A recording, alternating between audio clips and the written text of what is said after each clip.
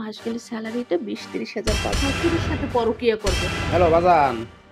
হ্যাঁ বাবা, কেমন আছো? বাজার কিরকম আছিস বাজান? বাড়ির কথা মনে পড়লো করে বাজান, কারণ এর আগে তুই যে এই টাকাটি পাঠাইলি বাজান, জমি জমা রাইখা তো শেষ, বাড়িটাও মনে করতে 4 তালা করলাম।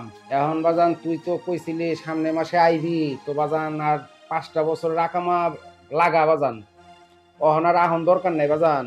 তো আর মনে কর উপরের 4 তালা না উঠাইলে তো বাজান মইরাও শান্তি পাবো না। তুই বাজান এক কাম কর, 5 বছর রাখামা বাড়া বাজান, আর 5টা বছর থাইকায় বাজান একটু কষ্ট মষ্ট করে বাজান। হ্যাঁ আচ্ছা বাজান, তাহলে রাখি, তাহলে বউ মাইলে দিমুনে, তাহলে রাখি বাজান, ভালো থাকিস, তাহলে দেখা হই না কাম করিস। আচ্ছা বাজান। বাবা আপনার চা।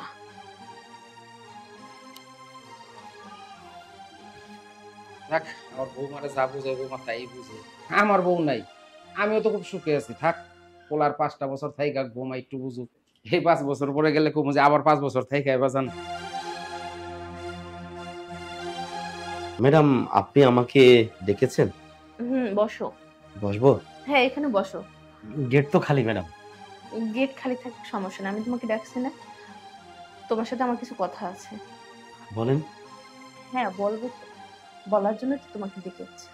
বলেন ম্যাডাম। বলবো তো, ওদিকে একটু চাপো না।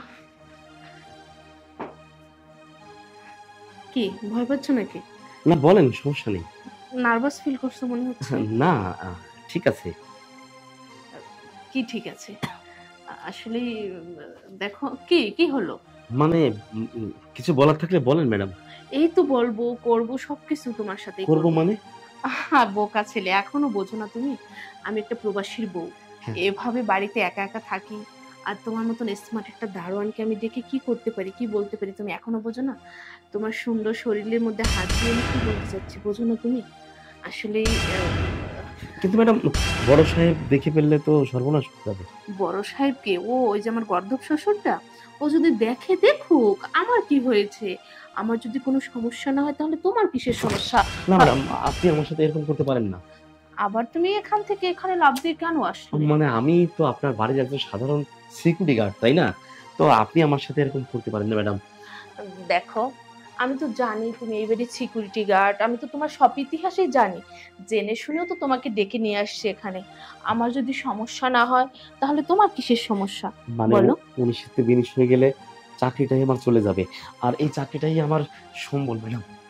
তোমার কোনো চাকরি যাবে না, কোনো কিছুই হবে না, আরো মাইনেটা বেশি হবে। সত্যি বলছেন? অবশ্যই।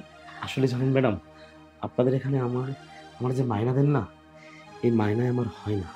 আমি তো জানি, একটা সংসার চালাতে হলে অনেক টাকার দরকার। আচ্ছা যাই হোক, ও কথা আমরা নাই বলি। তোমার মাইনেটা আমি বাড়িয়ে দেবো, তোমার যা লাগবে যখন যা লাগবে আমার কাছে চাবে, আমি সবকিছু তোমাকে উজাড় করে দেবো। আমার শুধু মায়না যদি বাড়ায় দেন তাহলে আমি সবকিছু করতে রাজি, কারণ আমার না টাকার দরকার। আহ, না ভালো চাকরি তো পাইলামই না, পাইলাম একটা সিকিউরিটি গার্ডের চাকরি, তাও আবার মাসে মাত্র 8,000 টাকা বেতন। এই বেতনে আমার চলে না। যদি আমার বেতনটা বাড়াই দেন, আপনি যা বলবেন আমি তাই তাই করব। সত্যি আমি জানতাম যে তোমার এই উদার মনটা, যখন যেটা আমি বলবো সেটাই তুমি না করতে পারবে না। দেখো, তুমি 8,000 কেন, আমি 20,000 টাকা তোমাকে স্যালারি দেবো। এখন আমরা ওই প্রসঙ্গে নাই যাই। দেখো, আমার স্বামী কতটা বছর হয়েছে বিদেশ গেছে, আমি খুব একা একা ফিল করি, সব সময় খুবই অস্থিরতার ভিতর কাজ করি। একবার একটু আমার সাথে সময় দাও না, আমার খুবই খারাপ লাগছে। আসো না। কি বলছেন ম্যাডাম আপনি? হ্যাঁ সত্যি বলছেন ম্যাডাম? সত্যি তো, আসো। তাহলে আর কোনো চিন্তা নেই। কিসের চিন্তা? তুমি এখানে খাবে দাবে আর আমার সাথে আনন্দ করবে। মাস গেলে স্যালারিটা 20-30 হাজার। আসো। সাহেব হারামির বাচ্চা, আমার নুন খায় আমার সাথে বেইমানি, এগুলো আমি কি দেখলাম? হারামির বাচ্চা, আজকে থেকে তোর চাকরি নট। হারামির বাচ্চা যা, এগুলো আমি কি দেখলাম বৌমা? যেটা দেখছেন খুব ভালো দেখছেন বাবা। কেন? এর চেয়ে আরো বেশি কিছু দেখার হ্যাঁ? দরকার ছিল আপনার। কেন? কেন হুম? আপনি সিকিউরিটি চাকরি নট করলেন কেন? সাধারণত একটা সিকিউরিটির সাথে তুমি এইভাবে এটা আমি কোনোদিন কল্পনা করিনি বৌমা। এটা কল্পনা করেন নাই তাই না? হুম।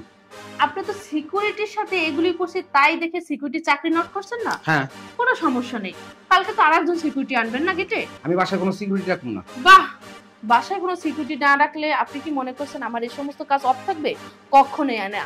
আমি যতদিন এই সংসারে বসবাস করব ততদিন আমি এইগুলি কাজ করব। আপনি সিকিউরিটি না আনেন, আমার পার্সোনাল গাড়ির ড্রাইভার আছে, আমি ড্রাইভারের সাথে করব, সমস্যা কোথায় আপনার? আমি ড্রাইভারও রাখবো না গাড়ি। বাহ বাবা বাহ, খুব সুন্দর, গাড়ির ড্রাইভারও বাতিল করে ড্রাইভারও বাতিল করে দিন। আরে পথ খালি রয়েছে বাবা।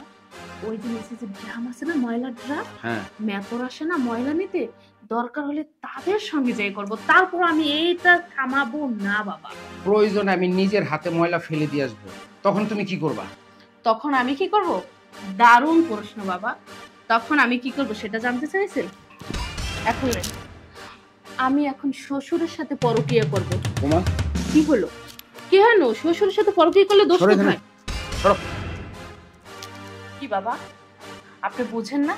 আপনি একটা মানুষ, আমার তো মনে হয় না আপনি একটা মানুষ। আজকে আমার জায়গায় যদি আপনার মেয়ে হতো এরকম, আপনি তখন কি করতেন? আপনার মেয়ের মুখের দিকে তাকিয়ে আপনার জামাইকে বিদেশ থেকে আনতেন না? অবশ্যই আনতেন।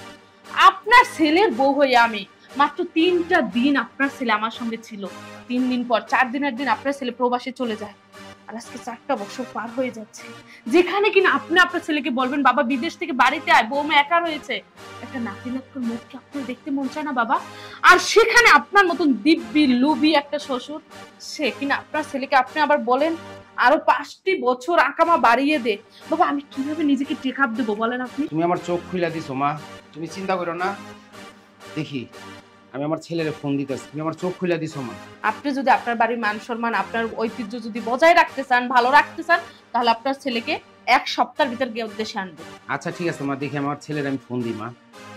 যেমন কুকুর তেমন মগু, এরকম শ্বশুর, এরকম লুবি শ্বশুরকে এরকমটা করাই উচিত হয়েছে আমার মনে হয়। আপনাদের কি মনে হয় একটু কমেন্টে জানিয়ে দেবেন।